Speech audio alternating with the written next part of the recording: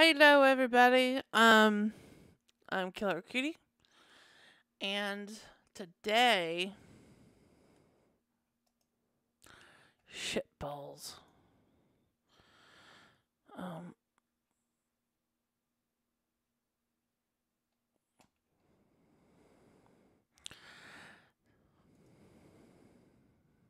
well, if I can get my mind right, today I would like to do a topic called paranormal normal. Um, I'm very much into the paranormal. I am a believer of all things, not all things, but all type of things. I do believe in ghosts. I am open to the idea of aliens. Open. Um, one of the reasons why I believe in ghosts is because I've had paranormal experiences happen to me. I've never been abducted by aliens, so therefore, I think there is a possibility that they are real, but it has not been currently proven to me. Therefore, my thesis on them stands open. Um,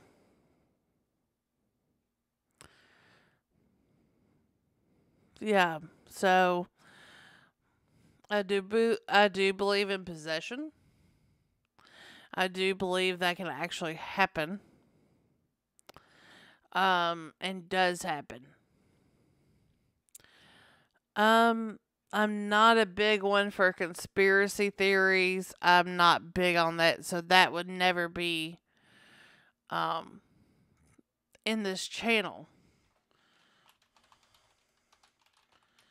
So I need to change my settings so that we are broadcasting in IRL, and then we can get going. I have a clip for some of you guys right now. Um, and I want you to hear it and see what you think. And it is paranormal. It's a clip of my own.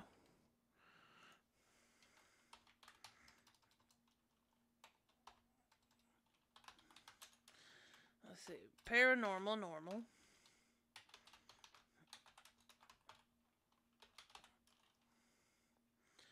And then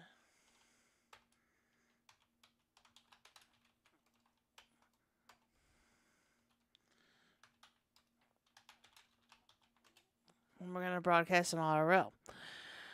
Okay, so yes. Okay, so now I'm going to pull up the clip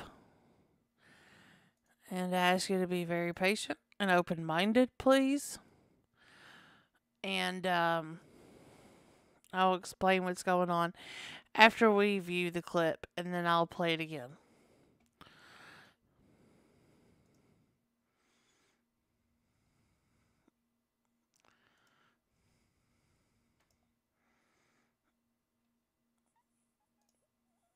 Okay. So,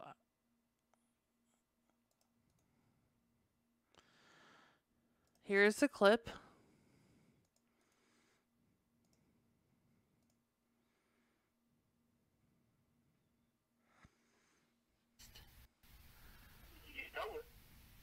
Ew.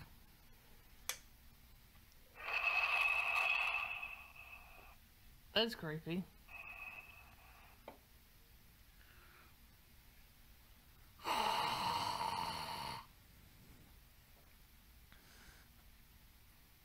Danny. Ooh, ooh, that is so weird. Okay. So, what went on in that video is I had a phone call to my boyfriend Daniel, and I was talking to him, and normal girlfriend boyfriend conversation. And Then I said, ew. Okay, as you heard. And then this heavy breathing voice comes in on the phone. And it's not Daniel, which I originally thought it was Daniel. I don't have a longer clip. I just clipped the part of the conversation with the actual voice itself. So, I mean, we wasn't talking about really bad stuff. But it was enough that I didn't want it to be shared, you know, because it's kind of personal. But, I did want to share that experience with you. Now, if you hear a second, you hear a little tail end of the breath. So my voice cut through it. Not only that, he hung up, as you think, but the call dropped. Spirits are known to infiltrate electronic devices. So that could be what I heard. But I ended up calling him back, and he said he didn't have any idea of it. So he is a believer in ghosts too, and it is something that we cannot explain. I do the breath back because I think it's Daniel. So after that explanation, I'm going to play it again.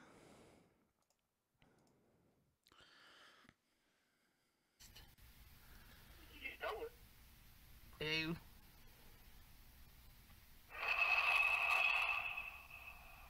That's creepy.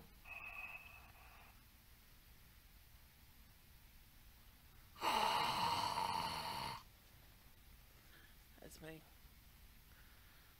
Danny. Ooh, that is so weird.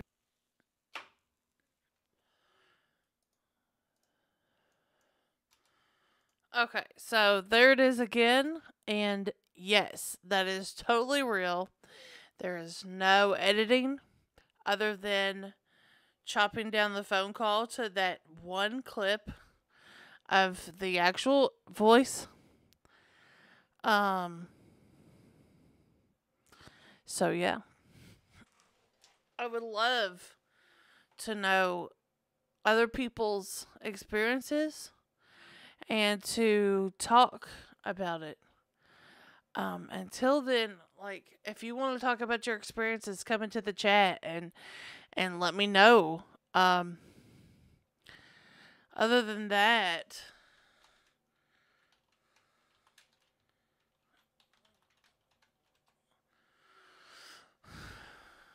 we're going to watch some people's ghost experiences.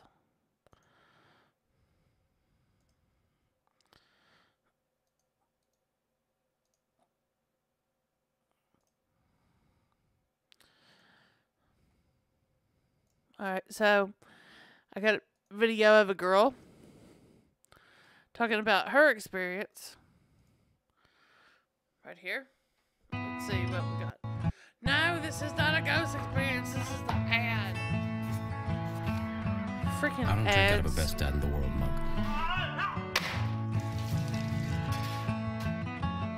Sometimes I forget to cut the crust off the sandwich. That sucks.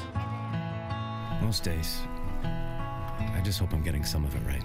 You are my sunshine, my only sunshine. Okay, back to the ghost.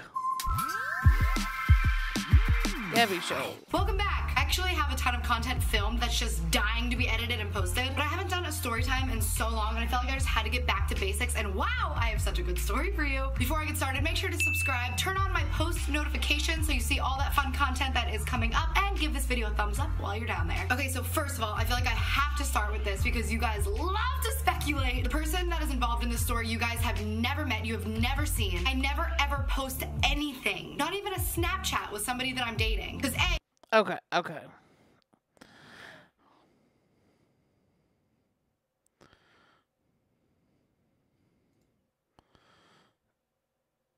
So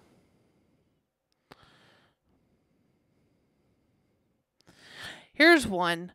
3 stories that prove the afterlife exists.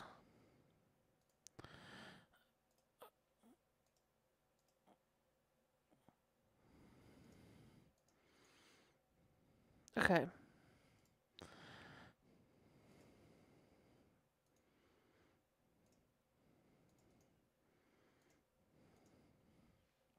Have you ever seen a ghost? Maybe we see ghosts every day and cannot tell the living from the dead. I'm not sure all ghosts choose to hang around cellars or attics, and maybe some like to come out into the open and walk around our houses, or just mingle in crowds. Ever had a spine-tingling chill suddenly come over you? Maybe it was a spirit walking through you. Have you ever walked into a building and suddenly you don't feel right, but you cannot quite put your finger on it? And what caused that strange feeling? Maybe you've woken up one night and found someone standing next to your bed, just staring at you, and then suddenly disappears in front of your eyes. The following are 3 true ghost stories, but be warned, best not to read these stories at night at home by yourself, as every creak and noise the house makes or cupboards banging might just be a spirit trying to get your attention or trying to tell you that it's their house, not yours.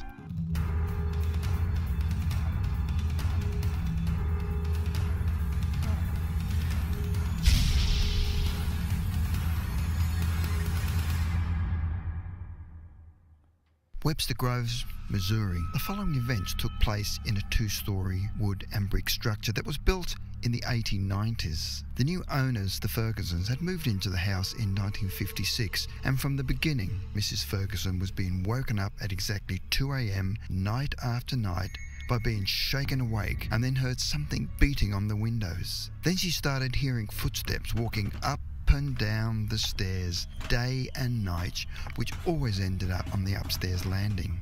Yet her husband had heard nothing. However, one night Mr. Ferguson was awakened to see a white shape go through the wall towards their daughter's bedroom, but when he jumped out of bed to check, there was nothing to be seen.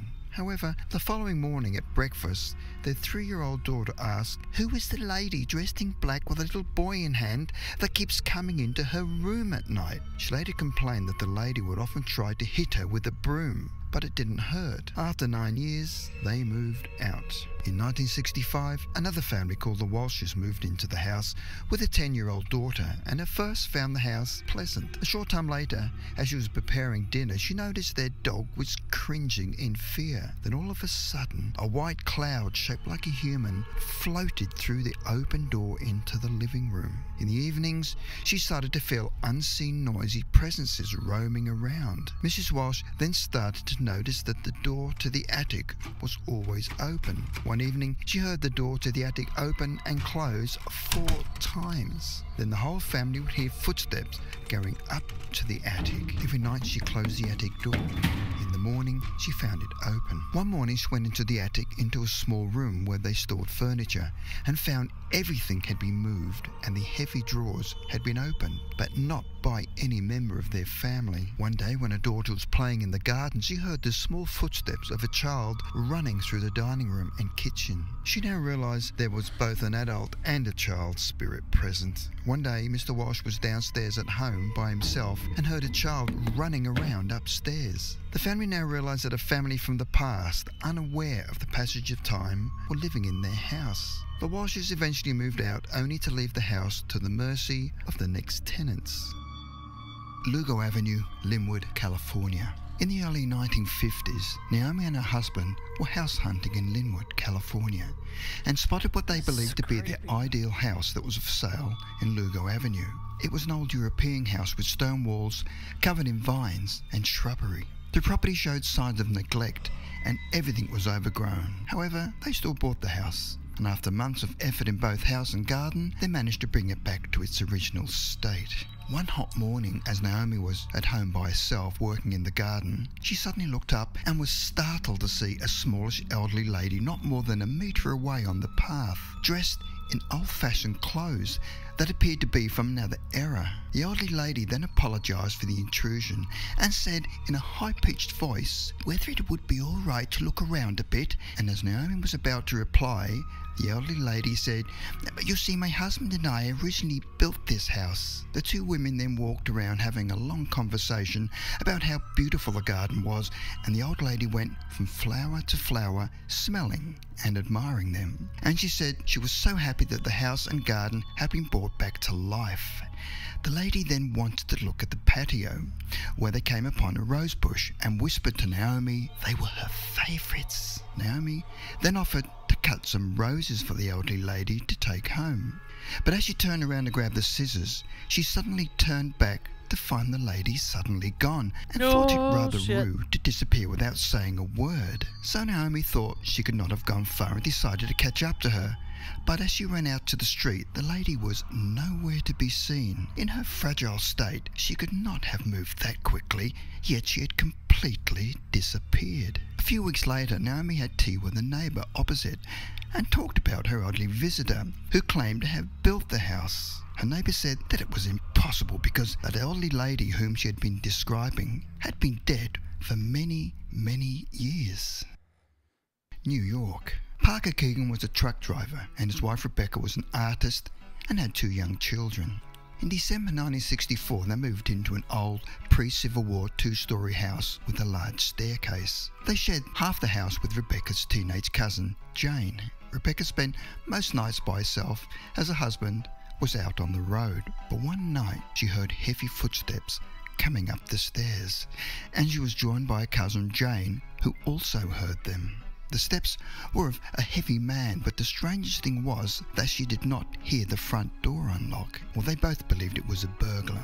However, they saw nothing until suddenly they observed the stairs bending as if someone was walking up them, and then it reached the top of the stairs. On hearing this, they suddenly ran into their bedrooms, terrified. After this incident, Jane moved out of the house, leaving Rebecca alone. Not only did Rebecca continue to hear the footsteps at night, she was now hearing someone crying on the empty side of the house, and was also hearing cupboards downstairs opening and closing in rapid succession. Fortunately, on this occasion, her husband was at home and went downstairs to inspect the noise, and on immediately entering the room, the noise stopped. However, as soon as he got back into bed, the noise resumed, so he ran back downstairs only to have the noise stop again as he entered the room. To make matters worse, Rebecca was also starting to see doorknobs move by themselves. When Rebecca started work, she initially had her mother babysit, but her mother did not stay long, and then her sister Mary offered. One day when Mary was looking out of the living room window, a face appeared, and on another occasion, objects would fly out of her hands. One afternoon, Mary was holding a cup when it suddenly flew out of her hands and landed at her husband's feet. Shortly after, Mary left the house. Then her sister-in-law Susan offered to stay, and shortly after, she witnessed objects fly off the shelves, cupboard doors opening and closing, and heard the footsteps on the stairwell. She said she would never stay there alone. On Christmas Eve 1966, Rebecca saw an angry man's face staring through the window and grabbed the gun. But then the face disappeared, and they ran outside to check but could find no sign of anybody.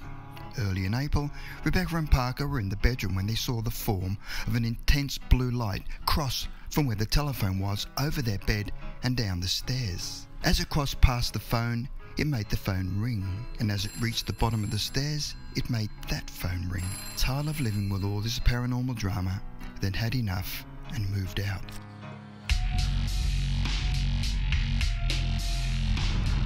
Honestly, I've never had an experience with any orbs.